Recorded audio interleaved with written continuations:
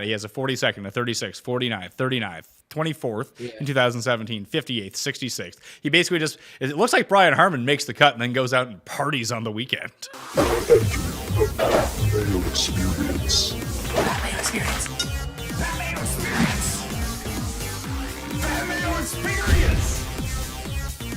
Experience.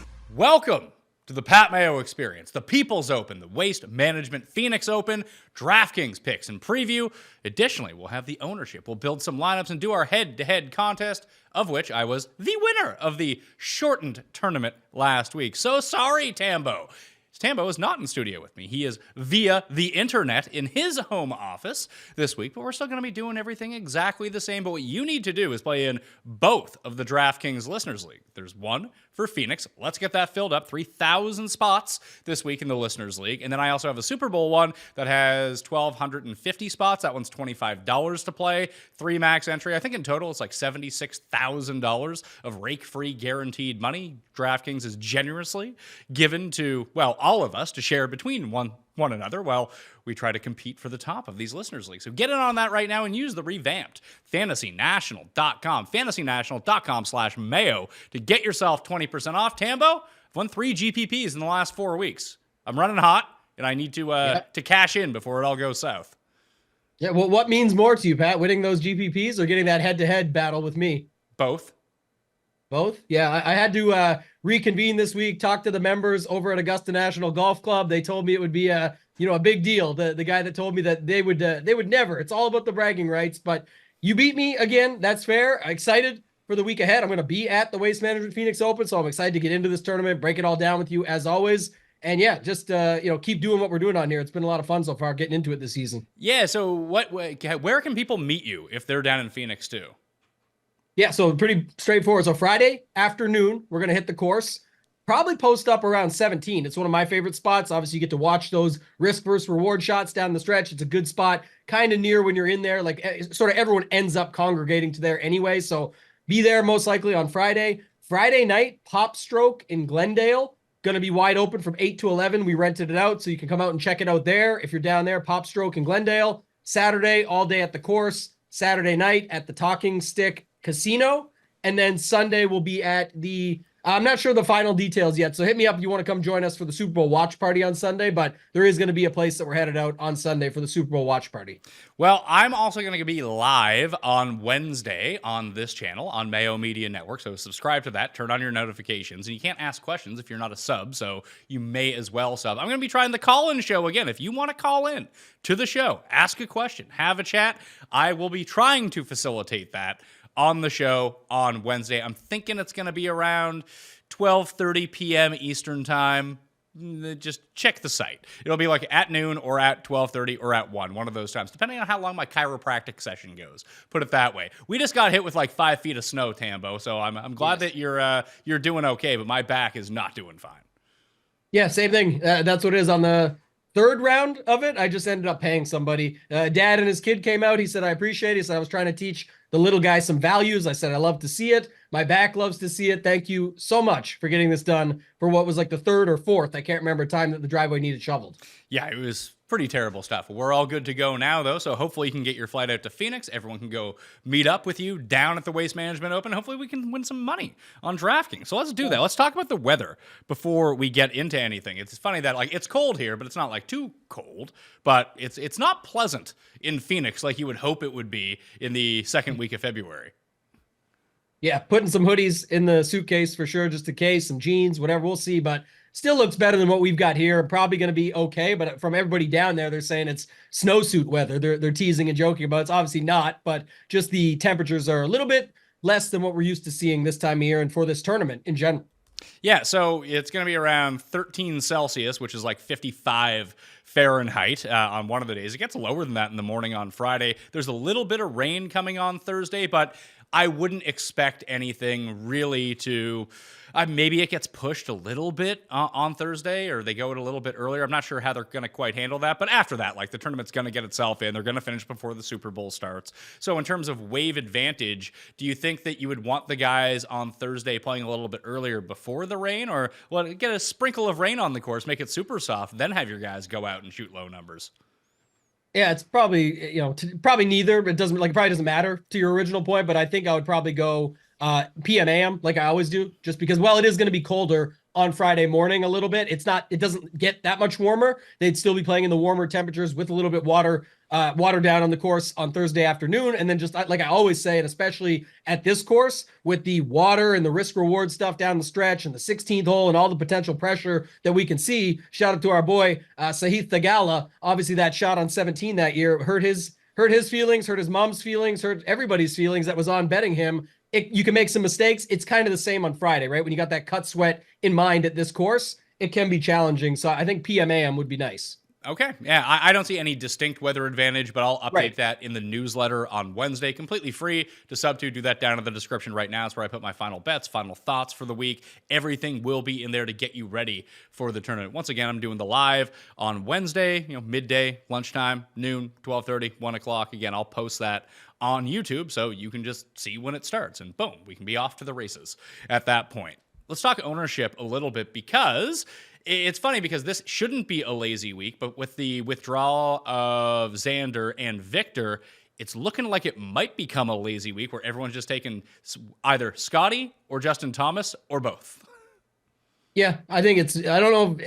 I get what you're saying, because I talk about it the most, but I don't even know if it's considered lazy anymore. The projection on Scottie is just off the page. So it's kind of like lineups come preloaded with Scottie in a lot of cases, but there's angles to talk that through when we go through sort of what you just said there. Like, it's hard to three-peat. He's, what is he now? Down to like 4-1 or 5-1 to win this thing. And he was already up at, I think it was 9-1 to start the tournament before those 2 WDs. So I get it. I understand why people are going there. We are going to have to look at some of those lineups and then compare against it to see how we would weigh it out. But I think a lot of people are just starting to line up Scottie and worrying about the other 5 spots. Yeah, I do think that Justin Thomas will get up there. I think it'll go one of two ways. You'll have your Scottie and then kind of the same second, third, fourth guys in, or Justin Thomas, and a lot of those same guys too. You just don't have to go down to the deep end of everything. So maybe I was wrong that it's going to be Scottie and Justin, because the lineups become a bit more difficult to figure out that way. What I'm seeing right now at Fantasy National, still very early in the week in terms of ownership, like those 2 guys above everyone else by far. So everyone's starting their lineup again with one of those 2 guys. We'll see if it goes to both. And then it's a collection of like $8,000 guys, like Ben Ann at 88, Eric Cole, JT Poston, people like Bhatia at 78 this week. Homa's getting a little bit of love, but he might end up getting squeezed at 98. The Gala at 91's drawing a lot of interest as well. But then you have like Hideki and Adam Scott. And then like the lowest guy I see popping in terms of ownership right now, and it doesn't seem to be a ton, double digits, but not like 25% or anything like that. Like, you got Mark Hubbard, Sam Ryder, Eric Van Rooyen, Kevin Yu, Luke List, Tom Hoagie. Like, those are the guys that feel like they might end up getting way more ownership than people think, just based on how we're going to have to construct these lineups. Yeah, and your boy, if you keep talking up Austin Eckroat, he might join that crowd as well. Oh, how much? I have totally forgot about Austin Eckroat. How much does he cost? 7,000. I thought he was like 7,000. He's not getting that much yet, but I was just teasing because I know you like this guy this week. Obviously, the one nice thing about him is he can go low, and if we get that on this course, but to your point, I think you nailed it. What about one more guy that I thought was popping? He's 8K exact, but our Canadian desert rat, Adam Hadwin. Looks like he's getting some love too there at 8,000. Then it's Ann and Poston up above at the top of that 8K range. Yeah, I think that Hadwin will end up splitting with like Hostler in terms of ownership. It's not that he's going to be unowned, but like my guess right now on a Tuesday late afternoon is going to be something like, I don't know, 13% for Adam Hadwin, just because when you take a look at it, like Hideki's going to get some love. Cole's going to get some love. Fowler's going to get a little bit of love. Hostler's going to get love. Hadwin's going to get love. Below that, like people will go to Norton. People will go to Bhatia. That there's enough guys in that range that unless everyone just decides like, oh, that's the guy, I think it's going to be pretty spread out. I agree with you. I think it's going to be very spread out down there. I think in the 8K, we know kind of the Poston and situation. The 9s are sort of just spread out. Some we know that, nobody's really playing Cam Young, for example. Like, that's the easy one. And then, up top, the Scottie and JT conversation is just based around people are playing one of them and dropping down, and people are playing both of them. If you play both of them, the quick note, 7,100 left on the table, or 7,150, I can't remember, but it's over 7K. So you can definitely get there very easily. And I could see those lineups being popular in the higher stakes, smaller field stuff where people are just comfortable with it and then picking their guys down low. The other thing, if you do want to make your lineups different, we'll build a few of these out. No one seems to be using Fitzpatrick. No one being like 6%-ish, 5 to 8%. Let's put a number on these guys. Fitz, Cam Young, who you mentioned, Min Woo getting very little love, which is very surprising to me. No one playing Tom Kim whatsoever. Everyone wants to play Eric Cole and Ben An, but Tom Kim is just sitting there at $8,600. Very few people are going to end up playing him, it looks like. And those are really the four from $8,000 and above. Corey Connors as well, and maybe Fowler. I think if we get a more casual crowd, they will end up playing Fowler, and that will boost up his ownership a little bit. But I would expect Fowler to be lower than the Hideki, Hostler, Hadwins, and I would expect Connors to probably be the same or even lower.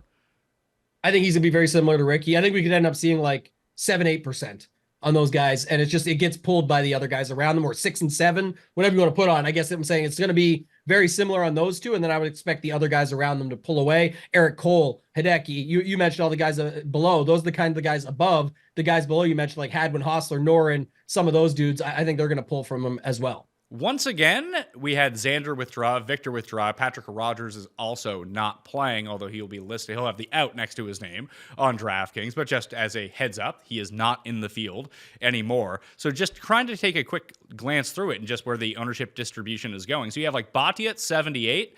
So you say like Norin 79, Bhatia 78, Harman's also 78. But if we start with Harman, basically Harman all the way down to, EVR and List, our guy Michael Kim and Billy Horschel, like it's just a group of unowned players. So last week in the newsletter, I kind of pointed out the same thing at Pebble Beach, and like I didn't know who was going to be the guy.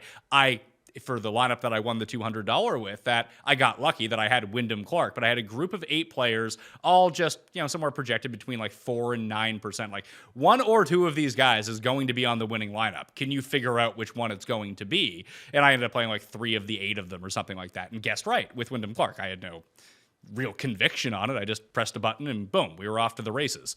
But I feel like it's going to be the same thing this week. Like one of these guys is going to do it for us, or maybe even 2 of them, be it Lowry or Dietrich, Harris English, Griot, Brennan Todd, Taylor Montgomery, someone like that. I think you're gonna have, and they just they just are natural pivots at this point. Well, yeah, there's 2 things. One, I think it's that whole range of underneath Bhatia. So if you go Berger down to Hoagie, because Kevin Yu is definitely getting love at 73. Taylor Moore is not, so you could mix him in there. And obviously Rogers at 7,300 WD, like you just said. So, I mean, that's the range for sure. But that's also why, again, I think people are going to be very comfortable still with the Scheffler pick up top. Not the, sorry, I should say it's a different way. We know people are good with Scheffler up top. He's going to be 35% probably. But I'm saying this is why people are still comfortable getting overweight on him, because you can still land in those similar type builds. Even the Scheffler JT builds only really take like a 6K guy of your choice, and you can still get a couple of guys in this range with limited to no ownership, 4 or 5% owned guys. So I do think you're right. I do think that's a way to get different with your Scheffler builds, even Scheffler JT builds, where you could land on a couple of these guys, besides maybe Mark Hubbard, who's going to get a little love at 7,400. It just strikes me as when we go through and build this, I think that we're going to see it, that it's going to be a collection of Horschel, List, EVR. It's going to be all of the same guys that people filter in at the bottom of their lineups that maybe just not using them. Like, we talked about Mav McNeely last week in a no-cut event. Like, oh, he sets up great. He's $6,200. He makes everything work. And I think I ended up playing him on a few of the lineups that we built on the show. But when I did my full builds, it was like, I can't play this guy. Like, he's going to be hilariously over-owned versus everyone else around him. And there's really no discernible difference between him and everyone else. That turned out to be true. Like, we talked about Seamus Power. Seamus Power was the much better play if you're going to the bottom of the 6,000 range. Yeah, that's, I mean, like I said, again, go back to what this pertains to. Like you said, when you land in this range here, if it's you, List, Hubbard, just you mentioned, I don't know if like Horschel will get it, we'll see, but EVR seems to get a little bit of love. And your guy, Michael Kim, by the way, incredible interview. If anybody didn't go watch that, definitely go check that out. Just a lot of good little tidbits, if you will, for my word that I like to use. You can pick up a ton from that interview that he did. Was awesome to see. But just all those guys there are going to be popular. And like you said, there is literally 20 guys, if you combine the above and below, that are all going to come in around 4 or 5% or less. And so you can just get different that way and do whatever you want up top. So to scroll down, some of the guys that I like, or at least the modeling, I mean, the model loves Doug Gim. Doug Gim is the king of the model every single week, apparently. He's like the new Luke List. He's going to end up winning a tournament by 7 strokes 3 years from now when no one is going to bet him. He was 13th at the Farmers, though, so that's always encouraging to see. How has he played here? He missed the cut last year. But I like Nasty Nate Lashley. Like this is his jam, this course. Maybe I'll bet him first round leader and not use him, but if I was going to dig down, he's $6,900. He rates out pretty well. JJ Spawn rates out pretty well. Your guy Scott Stallings does some pretty good work when it comes to the numbering. Lee Hodges is kind of a hunch. I did play him last week, didn't turn out all that great, but he was one of the other ones. Vegas, just because the off the tee prowess, does pretty well, has had some decent finishes here over the years. So there are guys when you go down the list. Callum Tarrant is another one. If you really need the money, you probably don't at $6,200, but there are guys in the $6,000 range that are playable this week. And I didn't see what the number was on. What's the number on Bjork? It just came out this morning, right? I got $6,900. Like, I don't mind Bjork. He's kind of like, I like Hoagie this week. I bet on Hoagie. And Bjork, I wouldn't call him like European Hoagie, but he is a guy who's just going to hit some fairways and fire at pins. And that is exactly what you want at this tournament. Yeah, the two interesting ones you mentioned, because I know you're talking about this week too, and other people brought it up also, but the Players crossover, like Doug Gim for sure has played well at the Players in the past. And I believe Vegas, at least once or twice, has played pretty well there too. So you brought up Gim and Vegas down here. I don't see a lot of people going to them, and it looks okay on paper. I like your Spawn and Lashley calls or mentions.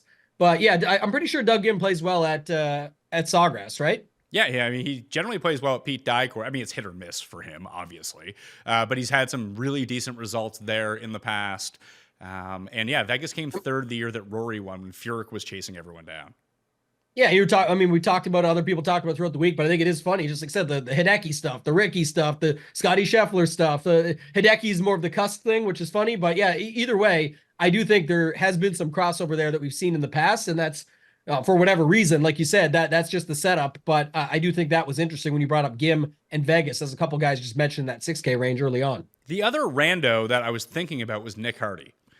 Because just beyond the Players' Championship, looking at things, just U.S. Open players, like there is a distinct skill, it really does seem, to tackling a USGA setup. And a lot of the past champions at this course have been U.S. Open winners or guys that just succeed in the U.S. Open year over year. And for whatever reason, Nick Hardy plays well in the U.S. Open every year.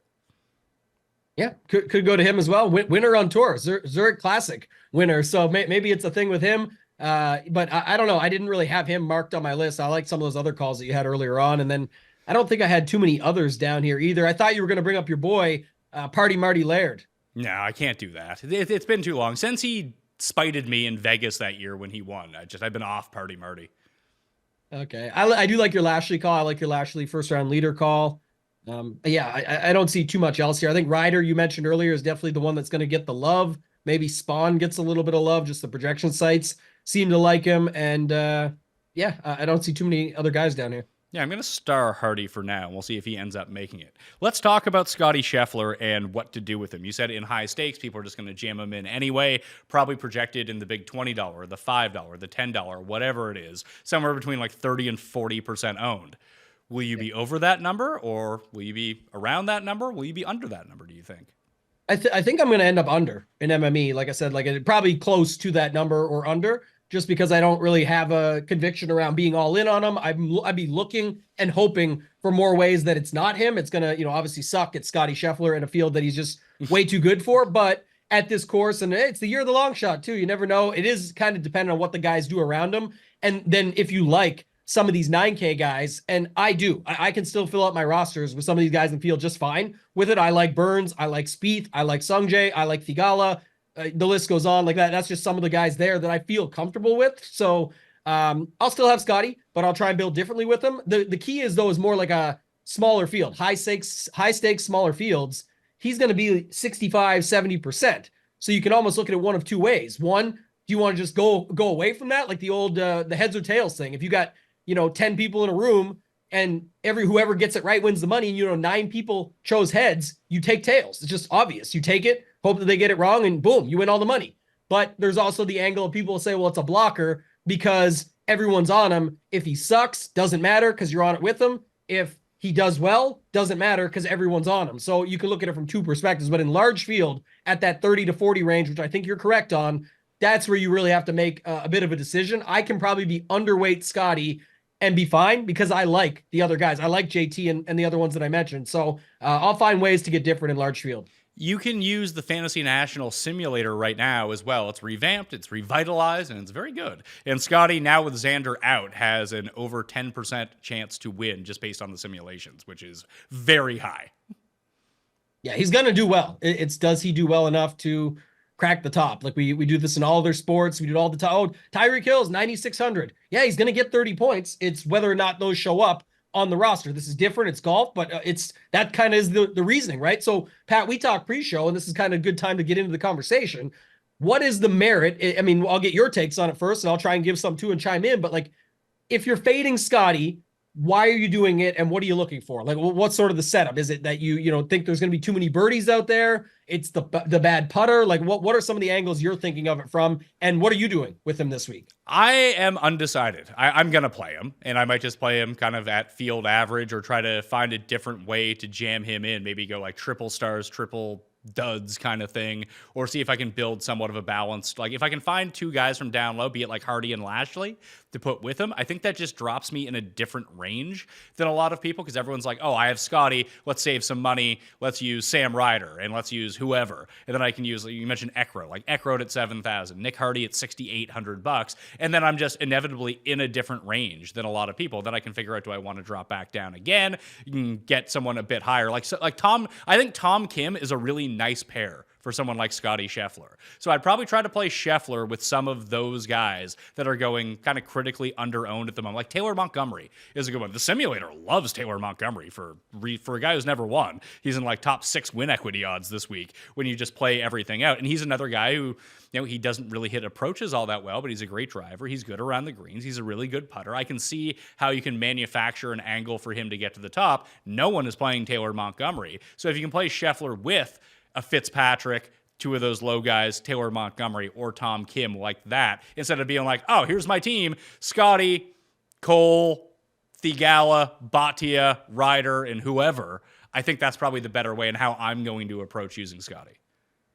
Yeah, you're going to have to, I mean, that's the one thing I will say that just for people out there that are trying to think through this and look for their own angles, like Scottie, Tom Kim is awesome because probably like you said, nobody wants Tom Kim, and that's great. But you land on $7,400 remaining, $7,450. So then you're in the same zone as everyone else. And really all you did is pivot off of Poston or Benny Ann. Like that's all you did in that build. If you're going to play the same 7K guys, the way you described it was better because like you said, you're going to get different down low. And that's what I would do. But I also think if you go like Scottie and then who's two guys you said like Fitzpatrick and who's another, Sahith, that leaves you 6,600. Again, I don't know how comfortable you feel with the guys down there, but if you can get a couple guys in that 65, 6,600 range and then land on something else, you have a much different Scottie roster than what the rest of the field does. And you have kind of built in more upside up top. You just need those guys down low to get through and other guys in that range down low to fail. It's way easier to see those guys fail down low at high ownership than it is to see Scottie Scheffler not come through at the tournament. He has 10+% win percentage by most projection models and things like that, and 5-1 favorite with no other studs really, as those two other guys backed out, just JT and some of the dudes behind him. So I think that's probably the way to go about it, Pat. That's what I'm thinking as well. Yeah, for like, those lineups. Yeah, so like Scottie, Tom Kim, and like you said, that drops you into the same range as a lot of things. But like Scottie Fitzpatrick doesn't. All of a sudden, you have 7,250 left for 4 spots. Then you can get crazy if you want to. You don't have to hit those chalk guys at 71 and 7,200. You can go a little bit lower, then go a little bit higher, and then you start hitting guys from that zone that we talked about that no one seems to be touching.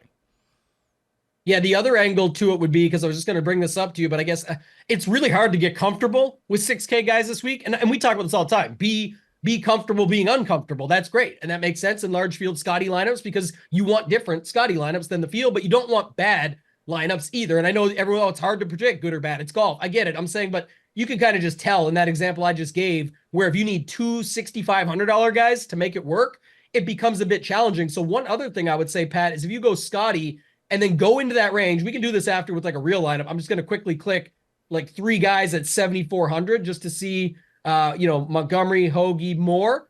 It gets you to 80. So this is what this does for you. You got Scottie, 3 guys from that range. You mentioned that nobody wants to touch anybody. And then you land in the lower 8K range where we know everyone's playing guys in the upper 8K range with Ann and with Poston, right? And guys like that, or maybe above them. So I think that's another way to do it with Scottie, is use 3 of those 7K guys in the range you talked about, and then wherever you want to go from there. Maybe it's a guy at 7,700 that nobody's playing, and then it leaves you Tom Kim money. Like, I'm just using examples. We'll build some when we get there, but that's another way to get different with Scottie while still feeling like you have pretty good lineups. Let's jump into building the lineups then. I actually just built out one based on what you just said. And we can throw it up on the screen for the people, and you can even see it right now. I think it's Scheffler with Tom Kim, and Corey Connors at $8,100. And then it goes Taylor Montgomery, Tom Hoagie, Austin Eckroat to fill out the lineup that way. It uses all the money and kind of avoids some of the big landmines down at the bottom if the more easy ones to pair up with Scottie Scheffler, I think.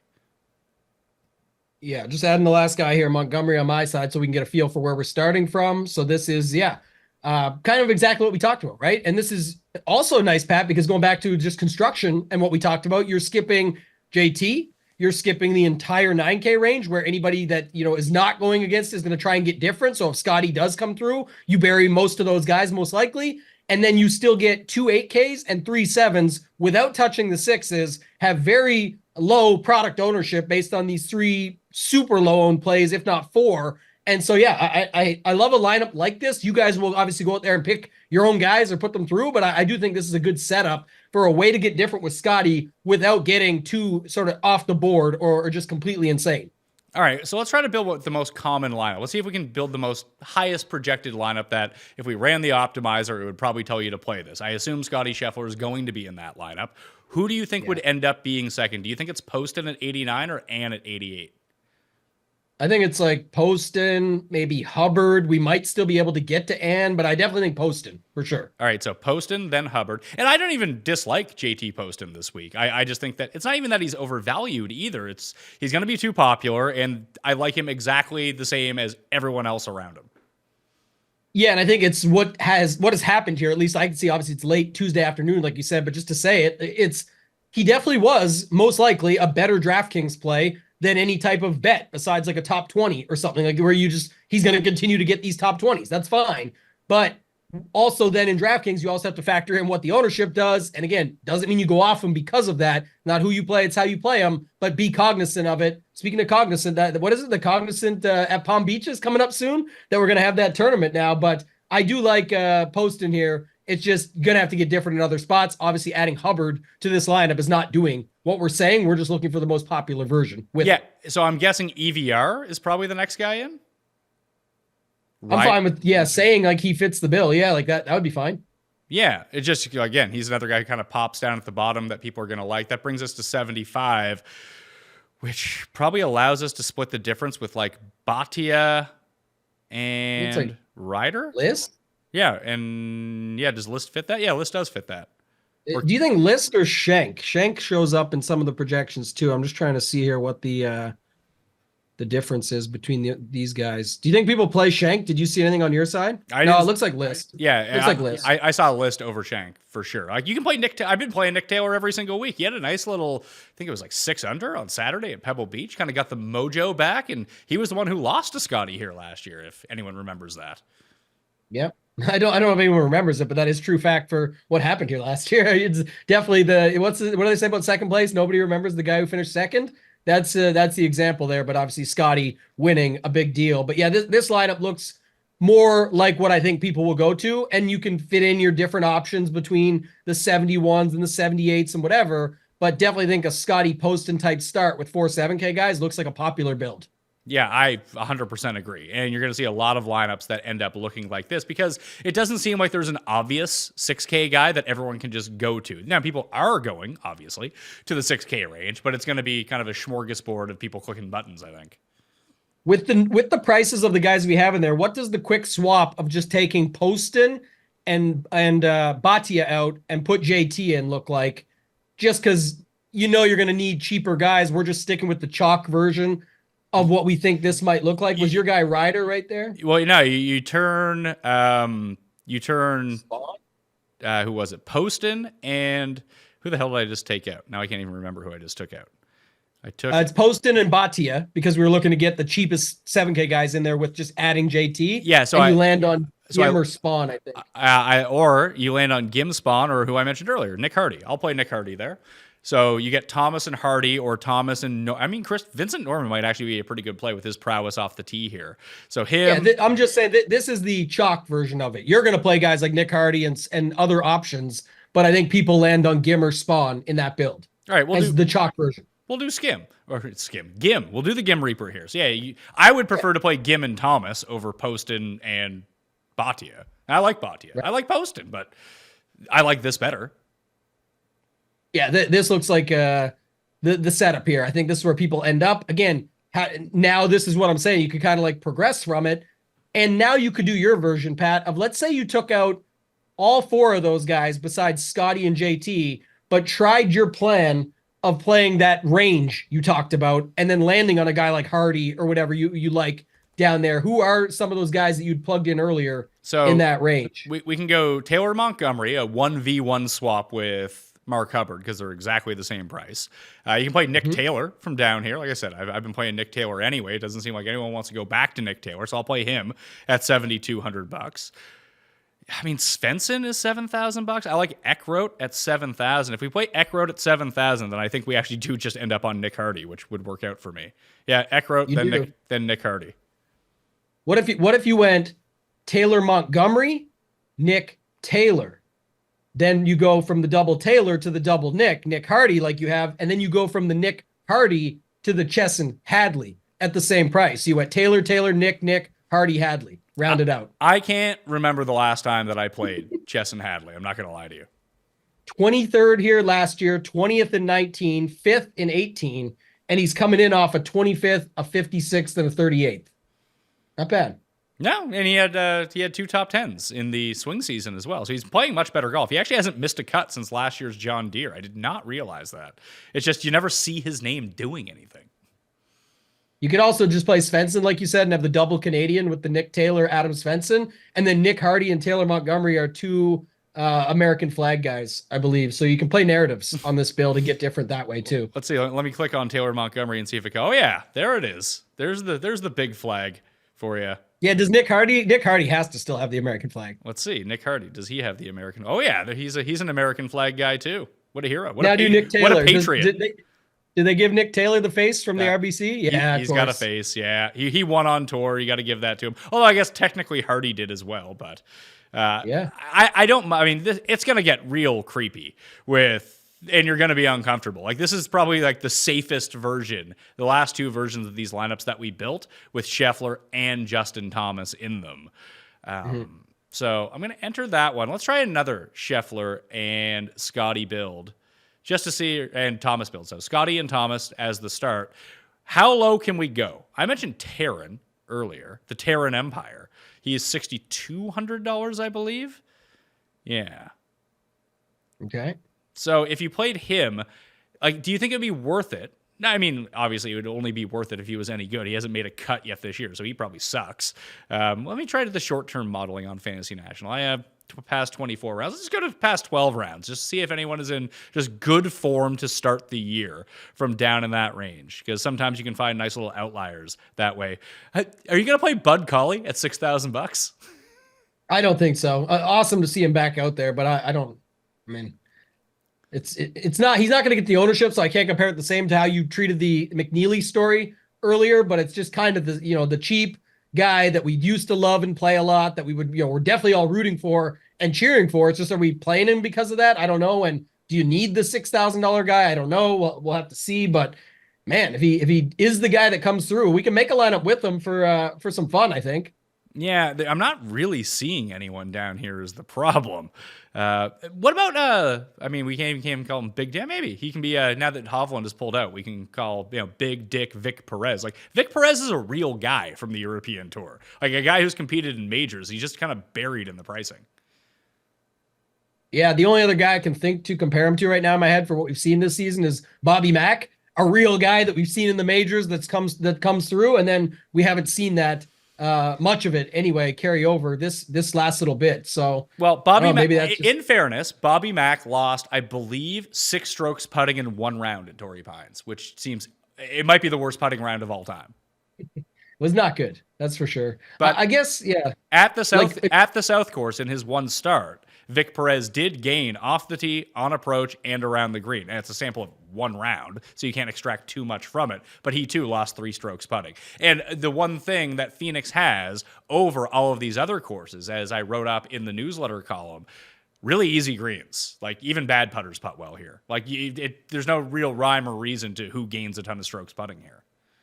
Yeah, one question on that I was going to ask you is, like, is there a chance with the colder temperatures and the little bit, I mean, there's rain coming in on Wednesday, there's rain on Thursday. It's not tons or anything. I don't care about that. Just saying, if with that happening, do you think there's a chance that the greens are a little bit more receptive, less fast and firm? Like, how do you see it actually setting up here for the part that matters? We got to get them through and make a cut. The 6 of 6 is historically low here, by the way. So you do got to get your guys through. A made cut is valuable at this tournament. I have no idea how it's going to play versus any other year. Like, I can speculate, but I don't think that's going to help me whatsoever. Yeah, just looking for angles in, like, just thought process wise. Like, if you could see that again, no one knows. That's the whole point. But if you build your lineups for certain circumstances, it's just like Showdown in NFL that we've talked about in the past. Where if you're building your lineup for a game script and then it goes your way when not many people are on that, that can work. In golf, almost use the Ben Raza effect. Shout out to our boy Ben. It's like that's, you're playing your skill set type, or you're playing for a certain weather advantage or something like that. We talk about waves and stacking all the time. And outside of that, what if everyone here is going with good drivers and guys that keep it out of the left side and guys that can have good approach, good ball strikers. That's what's always worked here. I wonder though, if, like you say, you get these colder temps, you get these potentially less fast and firm, that would at least aim some lineups towards that. You could end up in a good spot based off of that if it doesn't go the way everybody assumes it's going to go. Yeah, no, I completely agree with you. I spoke about that with Joe on the Preferred Lines, his show on Monday evening. You can go check out Preferred Lines on YouTube. I'm actually going to cut out the first part of the chat that we did and run it while I'm on vacation because I thought it was a good chat about broadcasting and where some of this money from the PGA Tour is going to end up going and how it's probably not going to benefit us whatsoever. Either way. He talked about, the guys that miss the most to the left. You have to avoid the guys that miss the most to the left. Like, Scottie misses to the left more than anyone, apparently. And, like, you're going to fade Scottie because he misses to the left? Right. So yeah, I agree. And that's what ends happening. The guy ends up winning. That's why I talk about this all the time with the sample size. And you and I did talk about this on the strategy show to start the season and on a couple of the early shows where it was like really just coming down to, I think you even mentioned it for this week, for this event, but just guys that are just playing well, coming in. Yes, the course history looks sticky and rates out well on data golf and stuff where you see the course history is what it is, but it's also just a lot of the good players that are playing well that come in and carry that through. Because like you said with Scottie, he sucks. He puts to the left all the time. He sucks for this course setup, but he doesn't. He sets up really well and has won it twice in a row and is playing for a three-peat. So yeah, I'm with you on that stuff. I think that's just some of the narratives that will come up either way. Yeah, and it's no different than you trying to talk through the weather with me, us trying to speculate to look for an angle. Everyone's trying to find their angle into it, and 99% of the angles that you pick are going to be wrong. Can you find what the right one is? And without speculating, you're just never going to get there. So I understand what that is. I'd be more interested in seeing, Scottie misses to the left a ton. That's great. Is he at courses where you can miss to the left? Maybe he's trying to do that. Mm-hmm. Yeah, definitely different angles to look at it from that perspective. Also, some of the tiebreaker stuff, like I talk about this in strategy stuff in the past, where that's can help make you the decision. Why I don't really care about the players as much as the lineup itself. The roster that I'm building out is like, okay, I look at my lineup and I've got five guys. I'm looking to pick my last guy. And then I look a little deeper and realize, well, shit, all 5 of these guys are in the PM wave. And the 2 dudes I'm comparing against, one plays in the PM, one plays in the AM. That's the spot you could just get lucky. But why wouldn't I just match it up? Because if there somehow ends up being a bit of a different wave, a stroke advantage, a half stroke advantage, whatever it might be, maybe it just works out for me in that case, or maybe it keeps me in that angle where nobody else is really doing that, and it's just another way that you can get different. So I'm always looking to attack from different angles when it comes to how people are treating it and playing it, and how I can look to go different against that field. So we built the whatchamacallit, the lineups on the shows last week, and we just kind of picked our players. We didn't know the tee times or anything. I played 40 more lineups, and I threw them all into the $5. Then I had picking, 3 for the PME. I played the one in the $200. I tried to qualify for the 444, which I was winning for a while, and then I most definitely did not win in that one. But the sneaky thing about all my lineups last week, just to make my decisions easier for me, I built 20 lineups with the guys only starting at Spyglass and 20 lineups with only the guys starting at Pebble Beach. And all of the guys that started at Spyglass were the guys at the top of the leaderboard by Saturday. Yep, exactly. And it was, I didn't think there was going to be an advantage, or I didn't know if there was going to be a wave edge or that. Sometimes it's, like I said, it's not about that. It's sometimes you're just on something that at least keeps it. There's not a lot of correlation in golf. That's why I brought up Raza earlier, where like he builds the skill stack lineups. People can make fun of it, but it is the setup of what if it is the putters that come through? What if it is a course where people are playing all the long hitters and it ends up being, there's different angles you can approach it from, but that was a better example, Pat, where you just played it based on the course setup. And I've talked about that in the past too. Sometimes people starting on the harder course before the easier course. Last week, it just happened to be that I believe Spyglass played like a stroke and a half easier on round one, right? And it just sort of pushed them and catapulted them in to the second day where they just carried it through. This is interesting. Lee Hodges won the 3M. I would say that like TPC Twin Cities is probably another one you can look at because it's one that's weirdly influenced by a lot of water, especially like number 15 at Scottsdale, number 18 at TPC Twin Cities, I think just share a lot in common. He missed the cut here last year, so maybe no good for him. Dude can't chip to save his life. So that's always going to be a problem with him. So yeah, he's played it once, missed the cuts, maybe not so much him. When you were talking, I was trying to find a few guys down at the bottom by shortening the sample and elongating the sample to see if anyone really pops up. And you know who the numbers ended up pointing to? And I love this so much for me, is my guy Carson Young, the good Young. Let's see. And we've got the proper correlation that we need, Pat. Here's the, I'll make it up for the first time ever, the Carson Young flow chart. And here's what it is. Is Carson Young playing? Yes. Is he cheap? Yes. Is Cameron Young in the field? Yes. Play Carson Young and get the better C Young for less money. That always works, right? We see that every single week. You're checking your PGA Tour app, and there it is, Carson Young up at the top. Everyone thinks it's Cameron Young. Here we go, Pat. We got it. Carson Young, 6,400. So, and he makes those double lineups work, and we'll get back to that in a second. But just take a look at his stats. Like, he had a great ball striking run through the middle of the summer last year. Basically, from Heritage to Colonial, he was gaining like 2.5 strokes on approach per week. Dude hits like every fairway. He is a little guy. He is most definitely not a bomber. But if we get the more frigid conditions, that you don't want to be in the desert or the water, that if he can run a hot putter, which we've most definitely seen over time, and has not been all that hot so far this year, which is sort of an outlier for him based on what we saw last year from him, that he made a ton of putts. We've seen that the irons can get really good, and he can gain off the tee, but it's mainly through accuracy, not so much distance. So he takes a lot of the trouble out of play. He can go fire at some pins. And last year, the thing that really held him back, like you really do want a balanced tee to green type player in Phoenix. Those are the ones who win US Opens. Those are the ones that we've seen do really well here. And he sucks around the green. However, since basically mid-swing season, he's been gaining strokes around the green. Now, I don't know if that has to do with a lucky chip in every single round or every single tournament, but it hasn't been as detrimental as it once was. He made the cut at the Farmers. That's not a tournament that he should be really able to compete in. He gained 3.1 strokes on approach in 3 rounds at the South Course. Gained on those greens marginally. He came T17 at the American Express. So I would almost prefer him on shorter courses, but at $6,400, if we're trying to mine someone from down there to make a Scottie and Thomas lineup work a little bit better, and maybe there's like 5 guys. You just play the same 5 guys, and then you rotate 5 guys in as the last man in, and maybe one of those lineups or 2 of those lineups get 6 to 6 through, and you're feeling a lot better. But I think that Carson Young would be my cheap pay down guy below like $6,500.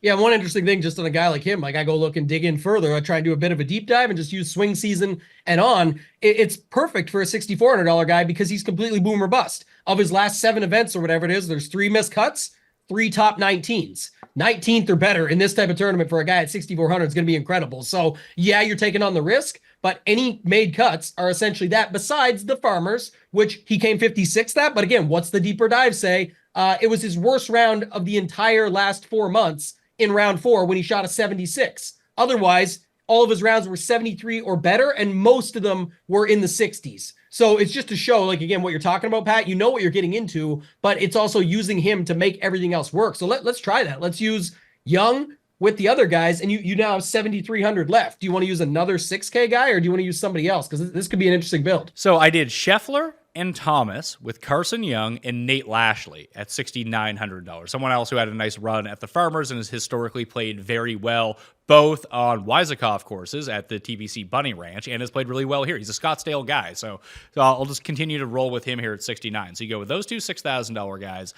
JT and Scheffler, you have 7,550 remaining. So you can go cheap high. Once again, like that can give you Hideki, 6,700, Scott Stallings, JJ Spawn, Victor Perez, who I've kind of talked myself into as the show has been going along. Or you can just kind of cheap out a little bit off Hideki and say, hey, I don't want Hideki. I want... let's just say Corey Connors, because Corey Connors is kind of tailor-made for this kind of thing. Great ball striker, can get super hot, not a great putter, but that seems to be okay here. And he's only $8,100. We're waiting for him to break back out. And then we're back at $7,000, and I like Eckroat at that range, but you can have Svensson, Hadley, Ben Griffin, Woodland, who's a former winner here, or even drop down a little bit more and have Jake Knapp or Sam Ryder, whoever it is that you like in this spot. The Fantasy National Simulator loves Davis Thompson, so take that for what it's worth. He's made 7 of 8 cuts, so he's been okay. Bjork is down there as well. I would go Eckroat, but that's me. But you can make that work pretty easily, I think. Do you like Eckroat better than the $7,100 guys of List, EVR, and your boy Michael Kim? Yeah.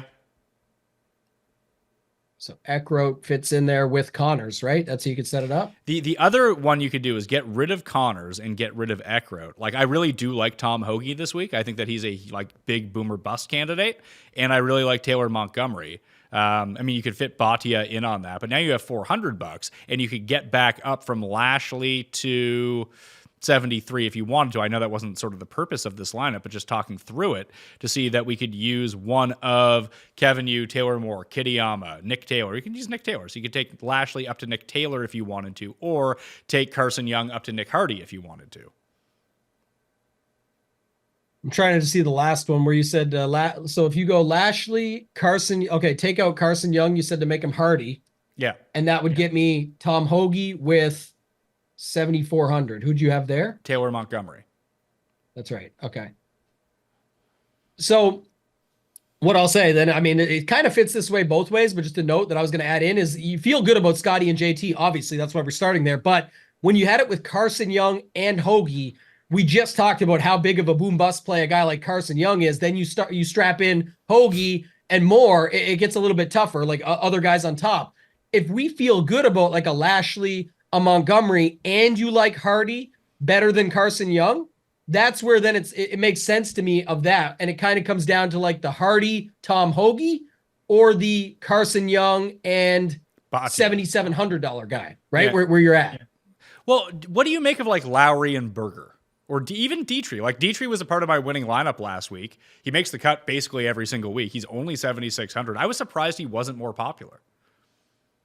Yeah, I don't know what people are going to do with Dietrich after another good finish. Like, a lot of people seem to like him and think that it's going to be more that we'll see of him. He's sort of doing his own thing, breaking through, that we're going to find that out. But I actually like McCarthy at the same price better. I like Berger or Lowry better above. So I'd be on the other guys around him there versus using him. Yeah, I might end up going to Dietrich. Just because he was so good to me last week. Maybe he keeps the good vibes going. That's 2 weeks in a row. I talked about like just kind of ride the form. What did he come like 5th 2 weeks ago, 3rd last week, and he's just playing good golf right now. Yeah, what was he, 20th at the Farmers? So would he actually fall to 20th at the Farmers? Wow. Yeah, it's fine. It's like I said, it's another guy though that just I can't see getting too crazy owned in that range. So maybe he's the guy, but man, it's like that's the thing. How far have guys like Lowry fallen off and McCarthy and some of these guys that you would expect to see up there versus now they're down in the same price range. So yeah, I think that's still unique though, because you're still in that range that we talked about. Underneath Bhatia is where you get to Berger, Lowry, Putnam, McCarthy, Dietrich, all these guys. You're just not going to see people land in these spots. They'll be 4 to 7% or somewhere in that range. Have we just completely overlooked Brian Harmon? He's fine. He's another guy. He's right there. He would be, what is he? 70. Right now looking like he's coming in lower owned than Hostler and Bhatia. So it's a guy you could sort of squeeze there at the same price tag as Bhatia, right there in the middle. So I'd be fine with him. I have no idea how he's made the cut basically here every year, yet has no finishes inside the top 30. I think did he come 14th in 2022? In 2022, he came 14th. Other than that, he has a 42nd, a 36th, 49th, 39th, 24th in 2017, 58th, 66th. He basically it looks like Brian Harman makes the cut and then goes out and parties on the weekend. Maybe that's what it is. But I don't know. Like the setup of it is that, also what's right above him: Hadwin, Norin, Siwoo Kim, Hostler, all these guys that basically do the same thing. So if you think they're going to be higher owned and you want to get it, like what's Hostler 14th here last year, which is similar to the year before for Harman. I mean, he probably have the ownership, but he's got a bunch of 14th, 6th, 15th, like a lot of good finishes lately. So I think more people go to a guy like Hostler or Hadwin here instead, and you can just drop down into that $7,800 range with Harman. All right, well, let's try to build some non-Scottie lineups because every lineup's not going to have Scottie. Do you want to say, let's fade everyone above 10K now? No Thomas, no Scheffler. What do those lineups look like? And how do we not fall into the trap of just having the same bottom as we would anyway with Scheffler? Yeah, let's do that in 1 second. I have one quick question for you because just a note, because it is $1,600 full dollars. When somebody goes to the version of not just playing a Scottie only and drops to JT, do you think it's just to get their 7K guy up into the 8K range? Yeah. Or do you think it's their 8K guy into the 9? How do you see that one playing out? Let's try it. Let's build Justin Thomas. So Justin Thomas, that gives you $8,000 remaining. You can kind of pick off this entire bottom range if you wanted to. You could build a Justin Thomas with Bhatia, Hostler, who you mentioned. Looks like Hideki's going to be somewhat popular. And then you can go grab Mark Hubbard at 74. Then you have 84. That's not enough. How do we get to, let's even say Ben An? Can we save $400 and get to Sam Ryder? Is that the move? Of just what people would do. Yeah, Sam Ryder would fit that. You can drop. Yeah, I think it would be a lineup that looks somewhat like this. So, I mean, that's what I was wondering, because if you go the JT, Poston, and route of all guys that have ownership, but not like a Scottie start, then you land in that range that you were talking about again, 74-33, where you can just basically play any of those dudes that nobody else is playing and that you're comfortable with and get away with it. Yeah, you could go. So the one that I have built right now is Justin Thomas, JT Poston, Ben An, Hostler, Hoagie, Eckroat. Hostler, Hoagie, Eckroat. Hostler, Hoagie. Yeah. Yeah, exactly. That's what I'm saying. So again, I see that projects pretty well. I don't see much on Hoagie. I don't see as much on Eckroat. Obviously, Ann and Poston are getting love. JT getting some up top. Hostler mid-range. So I still think you can get away with that, is my take. That's where I was wondering what you would see people do. But it looks like it gets them an extra 8K guy versus taking an 8K to a 9 or a 6 to a 7 is how I see it. I think what I would do here is I removed Hostler and Poston, and I would go Fitzpatrick and Taylor Montgomery. I think is how I would try to play that out. Fitzpatrick and Taylor Montgomery. So you go Justin Thomas, Matthew Fitzpatrick, Ben An, Taylor Montgomery, Tom Hoagie, Austin Eckroat. Yeah, I see that one. What's the Fitzpatrick take? You've brought him up like 3 times now. I'm just curious on that one. I mean, I like him. I think that he's fine for this course. No one seems to be playing him, and he had a bad Saturday at Pebble Beach. He was fine through the first 2 rounds at Pebble Beach. So he is one of, and listen, we're talking about someone who can dominate around the greens. He can get really hot irons. He's been improved off the tee. And again, he's a guy who just won a U.S. Open. If that's going to be somewhat of a corollary here, and guys that are just very good tee to green that you could build. So let's do the non-Scheffler, non-JT. We can even say no Max Homa. What if we just start with Spieth or Fitzpatrick? Like, I don't think that just start with Fitz. We just said we're on the Fitz topic. I kind of like those arguments you were making. It's not like, talent-wise, he's fine. It's just whether you think he can win with these guys above him. But like you said, he won the U.S. Open. He can definitely do it. It's just whether he does or not. So let's try starting with him. Okay, we'll start with Fitzpatrick. Now we're at $9,400. How good has Sung Jae been? It's been all right. Nothing great with Sung Jae. How about last week's winner, Wyndham Clark, whose name we have not mentioned yet, who rates out perfectly for this course? So the last 2 U.S. Open winners. Yeah, so go Clark and Fitzpatrick. All right. Now we have 7,900. So we can load up in that bottom 8 if we wanted to, or we can try to find someone else in this range and try to have a somewhat similar style. Or we can say, hey, we want Thigala in this lineup as well. We think he's going to play really well here. I like Nick Hardy from down below at 68. Now we're back up to 78. And you can go like Bhatia, Noren if you wanted to. Or you could go Connors, Denny. What's the Bhatia Noren? That sounded good. What was that lineup? Bhatia Noren with those 3, and then you land on 68. Who was the guy you had at 68? I had Hardy, but you can take whoever. Yeah, Hardy is right there. That one's an interesting one, Pat, right there.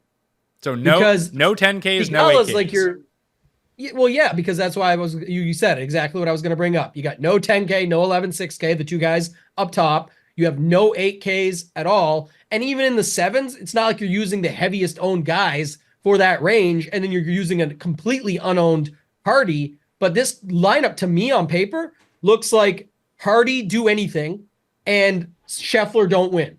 That's kind of what this looks like, because how you feel about it going in, because Thigala, well, he's priced $100 more than Clark. Clark is last week's winner. So basically, however you want to quantify this in your mind, factually, Thigala is the number 2 priced guy into your lineup. But when you're debating between Wyndham Clark and Thigala being your second or third guy, that feels pretty good. Bhatia, we know a little bit boom or bust, but it's fine. When he does boom, it's a lot and could be good here. And then Noren, fine. Hardy, your guy. Like, that's where I'm saying that lineup sets up well on paper. You know what you need to have happen or not happen so that it works. But I do like that call out, the first one that you brought up. So let's try to finagle this around a little bit now, because while you were talking that through, I think that there's a way that you can change this up to make it a little bit different. So we'll get rid of Noren, Bhatia, and Hardy. And we can go with Hoagie, Montgomery, and we're back to Bhatia. Okay, that didn't work. Although I do like that, I think, a little bit better. How do we work Hideki into this mix? I don't know, but just a quick saying on that, like just a statement on it, I should say, is like Hoagie, just like Taylor Montgomery took your Noren spot. What was the 2v2? Noren and it was Noren and Hardy turns into Hoagie and Montgomery, which I like a lot more. Yeah, and Hoagie is like your boom bust, like you talked about with Hardy and Carson Young and guys like that earlier. And Montgomery's kind of like your safety, could do well, like Noren type play. So really just it's whatever one of those versions you like better. But this 3 9s, 3 7s where no one's going is another interesting build, so that you had that. How do we work Hideki into this now if you want to just start with him as your 4th guy? Yeah, I want to see if it actually works. You probably have to go to Carson Young would be my guess, but we can see if we can get it to work. It doesn't have to be Hideki. It could be Tom Kim, Hideki. It could be Connors. It could be one of those guys, but I think that Hideki is, I bet on Hideki, so that would make sense for me. You can easily go 7,000 if you wanted to, so you could have Eckroat and EVR or List. That would be something you can do, or if you did Carson Young, you could probably get Bhatia back in, I bet. Let's see. Carson Young. Now you get to 77. Gets you your Dietrich play. I like that. I like Dietrich at 76. So, yeah, you could do that. You could go Fitz, Thigala, Clark, Hideki, Carson Young, Dietrich. Go ahead. No, go ahead. I was waiting to switch the lineup, so carry on. I was going to ask you one next for the next swap I want to see. Go ahead. All right, no, I'm going to play that one. So you swap that one up, and let's change it. Okay, yeah, I was going to say, do you like Thigala or Clark? I know we picked Clark and went with this U.S. Open thing and last week's winner, but if you were picking between pulling one of those right now and leaving your Fitz play in, who would you pull, Clark or Thigala? I'd pull Clark. I'd play Thigala. Okay, because one thing I was going to say, you talked about it at the beginning, and now just looking at now going back to that, obviously Hideki fits this mold. Below Hideki, you have Scott, Fowler, Connors, Hadwin, Hostler. Who are 2 of those you would choose to go in with Hideki right now? Connors? Yep. And, I don't know. Who do you like? I think I like Adam Scott. I brought this up yesterday talking to Kenny. One note, kind of like your Fitzpatrick point, I wanted to get a point made on it. Like, what were you saying? I liked what you brought up. One thing about Scott was just similar to what we've always seen. He's only played here once.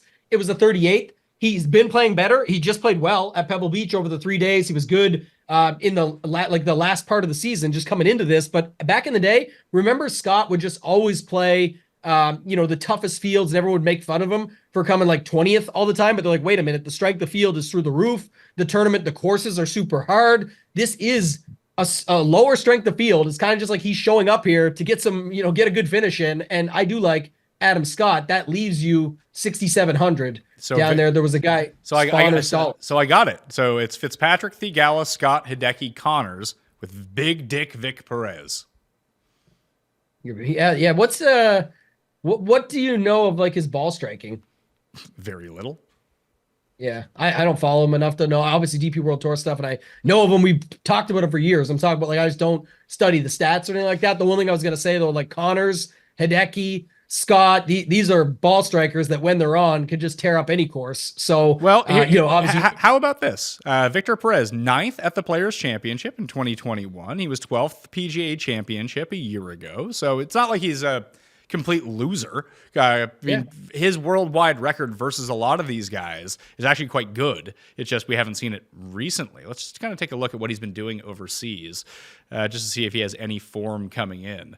What has he played? He was 8th at the DP World Tour Championship. And remember, that's in Dubai. That is a desert course. He was 9th to end the year. So, the first time he played this year was at the Farmers. So he got 2 rounds in at the Farmers. We haven't seen him since. He had not played since the DP World Tour Championship. He had a bad string of missed cuts, but then the 2 top 10s to end the year over in Europe.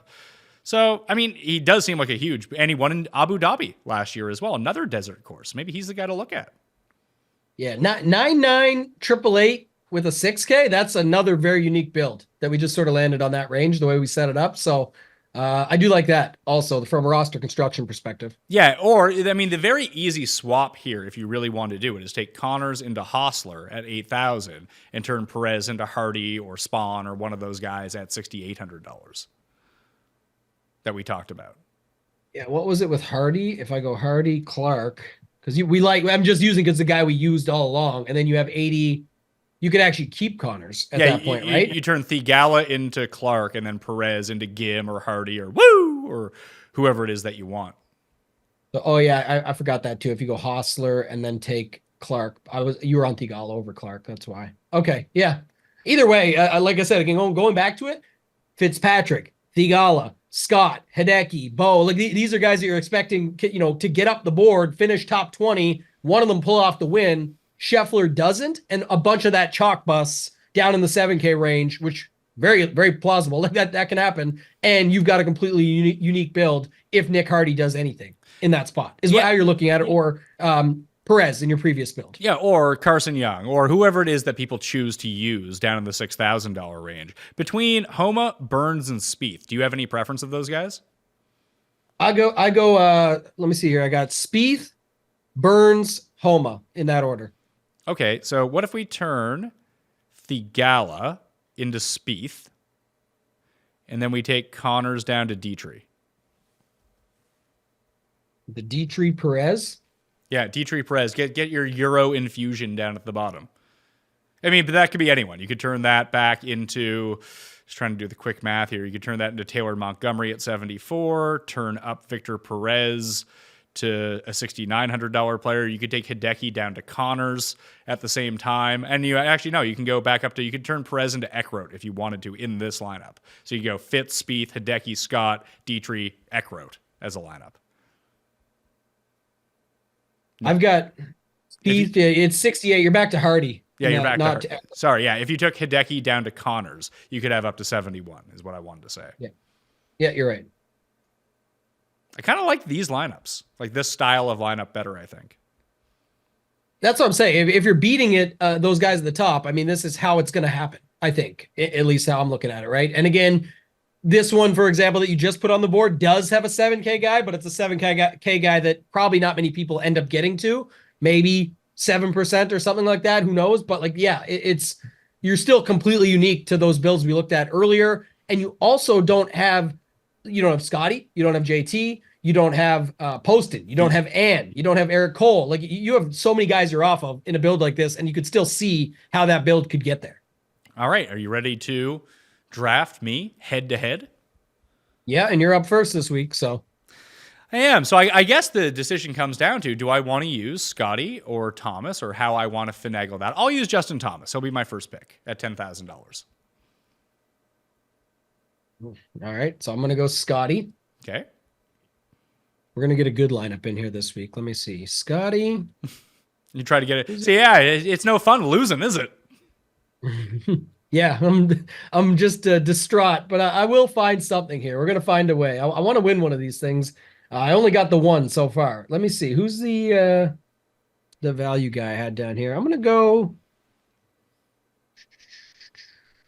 Maybe I'm going to go with my guy Hadwin I brought up earlier. I like Hadwin. I'm going to go with Hadwin. All right. You have 2 picks. So you have so you have Scottie and Hadwin. Okay.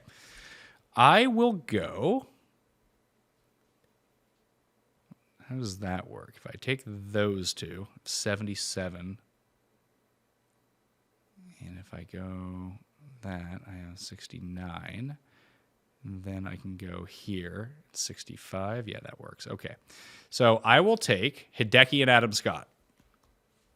Damn. Your guys. I like Scott. Blocking I like you. Scott. I know you do. That's why I have to take him now before you take him. I bet both of them too. 50. I got both of them at 50 with 8 places, and then Hideki dropped. So yeah, I got Hideki at 55 just outright. Which is awesome. I mean, if he does click or it's going to be him, we'll be just fine. But okay, let me see here now. I got to go down. I got to go down the list. I'm going to do. I'm going to do. I get 2, right? Yeah. What this does. I'm going to start with Denny McCarthy. Okay. At 76. And then I need to pick one more. And I think I'm going to go value again. I just don't know. Man, it's not going to get me up to the top enough, though. That's the only issue. But I'm going to take a guy you usually like. You don't seem to like him this week or didn't really talk about him. But 23rd and 26th here the last couple of years, coming in off a couple top 25s. I'm going to go see Woo Kim here at 7,900. I like that he's starting to play well at this tournament because for years he was like the king of being the absolute nut low at this tournament. He just came dead last every single year. So he started to figure that out a little bit. So Thomas, Hideki, Scott for me. I am going to take Nick Hardy and Taylor Montgomery. God, I land on the dustiest guy of all time. I like Noren here. I'm going to talk this one through live. I like Noren, which is where I was going to go, but then it lands me on Kuchar. So I guess I'm going to take a shot here, but I'm going to go Noren and Kuchar to round my lineup out and head to head with you. And I will round my lineup out with a $9,100 Sahith Theegala, another guy that I've bet on this week to win. So I basically piled up 3 of the guys that I bet on with 3 of the guys that I like that we've kind of talked through on this show. So my team is Justin Thomas, Sahith Theegala, Hideki and Adam Scott in the 8K, Taylor Montgomery at 74, and let's go Nick Hardy, $6,800. You want to trade? What's your team? No, I'm just kidding. No, we're good. You're good. We'll stick to it. I will read my team here. I had to save them as what they are so that we remember to actually enter them. And even last week you had texted me and said, this is what I was supposed to use against you, right? And I should have told you something different because you ended up beating me with it. But my team is Scottie Scheffler, Adam Hadwin, Denny McCarthy, Si Woo, Alex Noren, and Matt Kuchar. So it's Scottie with the balance of all the 7K and Hadwin at 8K flat. All right, let's see if I can run the record up. I just entered the contest with that lineup, our head-to-head. So now I will not have to text you while you're in transit to Phoenix. I'm not saying don't text me. I'm saying the next time I should try and bend you off of the winning lineup. That was the problem. Listen, I'm not going to lie to you. My lineup against you wasn't good last week, and it still won. You just had you picked what may have been your worst lineup of the week against me, which, sometimes that's all it takes. Yeah, I would have got you if we had the weather. No, I actually wouldn't have. I think it was like 60 points down, but it was, fun to think about afterwards. I had no excuses for that one. Let's try and get a W this week. All right, well, you have fun in Phoenix, man. Remember to enter remember to enter your contest and the Listeners League before you go. It's legal down there now, I think, right? Oh, is it? I didn't realize that. Last time I was there, it was not legal. Yeah, that's right. So I'm kind of excited, but guess what? I'm still entering everything. I already got in that. And by the way, love the $25 Listener League for the showdown slate for the Super Bowl. Really, really excited for that one too. Yeah, well, I mean, runthesims.com is free this week. If you do want to go enter some showdown contest, use the prop sniper, whatever it is. You just have to sign up with your email, no credit card, free account, runthesims.com. Highly recommend that you check that out. You can get 20% off at fantasynational.com by using /Mayo at the end. And you get all of the tools, the revamped tools that are helping me win. Maybe they can help you win too. And code Mayo at shippingnation.com will still get you 10% off, right, Tambo? It will. Yes. Any package, the PGA only packages, as you know, flying off the shelves right now. People are loving that. So I think there was a really big market out there for people that just play golf, and they're just starting to dive in now and realize that you can get all that and more, and some more stuff to come. It's going to be a great PGA season. It already has been so far. You can check it out at Ship It Nation over on X, or go to shippitnation.com. Use promo code Mayo to get 10% off. What is the big contest that you're playing in this week?